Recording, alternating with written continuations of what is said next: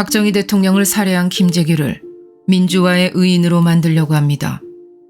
지금 대한민국은 깊은 늪에 사맥하고 있던 모든 불법과 불의가 수면 위로 떠올라 자유대한민국을 옥죄고 있습니다. 대통령의 고유 권한인 계엄을 내란으로 규정하고 정작 수사에는 내란을 빼버리는 수작도 아랑곳하지 않죠. 그러나 이미 국민의 반은 대통령은 내란 수괴라는 붓게다운 프레임에 갇혀버렸습니다. 우리법연구회가 장악한 사법부의 불법을 보는 이 와중에 김재규의 재심이 열리게 되었다는 뉴스가 전해졌습니다. 재심의 이유는 김재규의 내란 목적 살인죄가 무죄이며 김재규의 대통령 시에는 유신 독재에 마침표를 찍기 위한 항거였다는 주장입니다. 더군다나 김재규는 대통령이 되려 하지 않았다는 주장까지 하고 있습니다. 담당 변호사는 대통령 탄핵을 재판하고 있는 이미선 헌법재판관의 동생 이상희 변호사입니다. 이것이 우연일까요? 대한민국 대통령이 선포한 계엄은 내란이고 대한민국 대통령을 시해한 범인의 행동은 내란이 아니라니. 대통령의 탄핵재판 선고기일이 얼마 남지 않은 이 시기에 대두되는 김재규의 재심, 그들의 퍼즐 조각이 완성되는 듯 보이기도 합니다. 1980년대를 부흥시킨 전두환 대통령 시대를 독재와 학살자로 낙인 찍었던 이들이 이제 산업화 시대를 이룬 박정희 대통령 시대까지 부정하며 자신들이 꿈꾸던 세상을 만들려 하고 있습니다. 과연 김재규가 그들 표현대로 박정희 대통령의 무시무시한 독재를 종식하고자 했던 의인이었을까요? 그들 주장대로 합수부의 무자비한 고문으로 인한 거짓 자백이었을까요? 김재규는 박정희 대통령의 배려로 수많은 요직에 기용되었던 인물입니다. 그가 저지른 박정희 대통령 시해는 우발적인 것도 아니었고 그가 수감 후에 주장하던 유신 독재 한 것 또한 아니었습니다.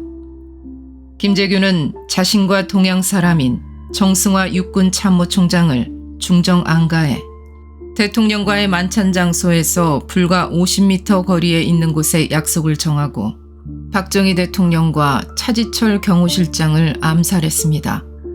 그뿐 아니라 그의 부하인 박선호와 박흥준은 김재규의 명령대로 경호처장, 경호부처장, 경호원들을 사살했습니다. 김재규는 수사 과정에서 자신의 범행을 정당하기 위해 진술 내용을 여러 번 번복했으며 혁명과 같은 언사를 늘어놓기도 했습니다. 김재규는 박 대통령을 제거한 뒤 권력을 장악할 결심을 하고 1979년 6월부터 3단계 혁명 계획을 구상해 두었습니다. 그 내용을 살펴보겠습니다. 1단계, 국내 소요가 확산되어 민심이 박 대통령을 떠났다고 판단되는 때에 박정희 대통령을 시해야 한다. 혁명의 성공을 위해 정승화 육군 참모총장을 대통령 시해 사건에 끌어들인다. 2단계, 박 대통령을 시해한 후에 정승화 총장으로 하여금 군 주도하에 비상계엄을 선포하도록 하고 계엄군을 서울에 진주시켜 국가 주요 기관을 일거에 점거하여 국가의 통치 기능과 권력을 장악한다. 3단계, 계엄군이 전 국가기관과 국가기능을 완전 장악하면 혁명을 선언하고 계엄사령부를 혁명위원회로 개편 발족시킨다. 그리고 혁명위원회 의장은 김재규 자신이 되고 부의장은 최규하 국무총리로 하며 위원장은 정승화 총장과 상의하여 정승화 총장으로 한다.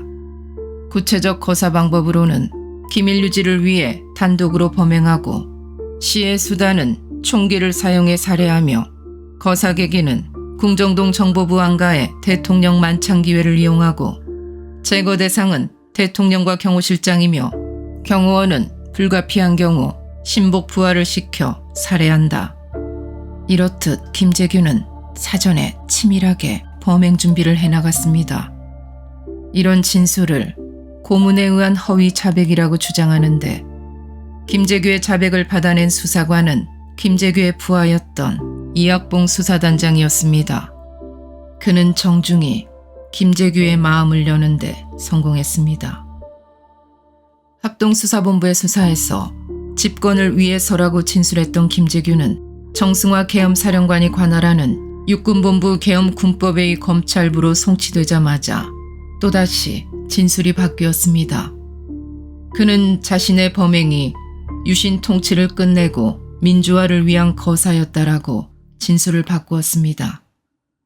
그때부터 그는 자신을 유신의 심장에 비수를 꽂은 민주투사로 자처했고 김재규 측근들로 구성된 군 수뇌부와 관계자들은 김재규를 구명하려는 움직임마저 보였습니다. 그렇다면 제4공화국을 상징하는 유신헌법은 박정희 대통령의 독재 수단이었을까요? 유신헌법은 국민투표로 결정이 된 헌법입니다. 김대중의 1970년대의 민족경제론은 1990년대의 DJ노믹스와 아주 달랐습니다. 지금은 수출 없는 한국 경제를 생각할 수 없다는 것을 국민이 모두 알고 있죠. 그러나 1970년대에는 한국이 수출하면 미 제국주의의 경제 식민지가 된다며 외국과 무역을 하지 않는 내수 경제로 가자는 민족 경제론을 내세웠습니다. 1971년 김대중의 대선 공약이 바로 민족 경제론이었습니다. 김대중은 자신이 대통령이 되면 민족 경제론을 내세워 박정희 대통령이 수출 산업을 일으키기 위해 지은 공장들을 전부 부수겠다고 공언했습니다. 한국이 중화공업을 육성할 마지막 기회에 한국 경제가 선택의 기로에 있었습니다. 박정희 대통령은 서구에서 200년 걸리는 중화공업 육성을 10년 안에 완성할 계획을 세웠죠. 그러나 문제는 중화공업 육성 기간에 정권이 바뀌면 도중에 중단될 것이므로 중화공업을 육성하는 10년 기간 동안 대통령의 임기를 보장해 줄 수 있는지를 묻는 투표가 1972년의 국민투표였습니다. 국민투표로 통과된 제4공화국 헌법에 유신헌법이란 별명이 붙었죠. 대한민국의 민주주의 발전을 위해서는 먼저 경제 건국을 해야 하는 현실을 선택한 제4공화국 헌법은 결코 독재헌법이 아니었습니다. 박정희 대통령의 제4공화국 헌법은 선진국 대열에 오른 지금의 대한민국을 가져온 토대가 되었습니다.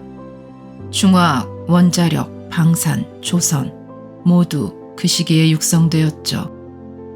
그 시대의 덕을 보는 대한민국이 그 시대를 유신 독재 시대라고 폄훼할 자격이 있을까요? 박정희 대통령이 부재한 대한민국에서 김재규에 대항할 세력이 없었습니다. 특히 주요 군 지휘관들은 대부분 김재규 정승화 라인들이 대부분이었죠. 단 한 곳만 예외였습니다. 전두환 보안사령관이 지휘하는 합동수사본부였습니다. 합수부는 박정희 대통령 시해 사건을 수사하기 위해 꾸려진 수사본부였습니다. 지금의 검찰, 헌법재판소처럼 권력에 기대어 불법과 불의를 행했더라면 전두환 합수부장과 수사관들은 보장된 미래와 평안한 노년을 맞이할 수 있었을 것입니다. 그러나 전두환 합수부장은 목숨을 담보로 철저한 수사를 지시했고 수사관들은 명령대로 임했습니다. 박정희 대통령 시해 사건과 연관이 있는 정승화 육군참모총장의 진술 거부와 진술 위조, 삭제 등으로 수사에 어려움이 있자 그를 수사하기 위해 연행하는 과정에서 김재규, 정승화 측근 군부의 무장공격 사건이 바로 12.12입니다. 김영삼 정권 때 역사 바로 세우기라는 명목하에 왜곡된 재판으로 12.12가 쿠데타가 되고 군사 반란이 되어버렸습니다. 왜곡된 역사는 왜곡된 현재의 거울입니다. 수많은 재심으로 난민전 등 좌익 사건 관련자들이 김대중 정부 시절부터 민주화 유공자로 탈바꿈되어 거액의 보상금을 받는 일이 허다합니다. 이제 김재규마저 그 주인공이 되려 합니다. 대한민국의 정체성은 어디에서 찾을 수 있을까요?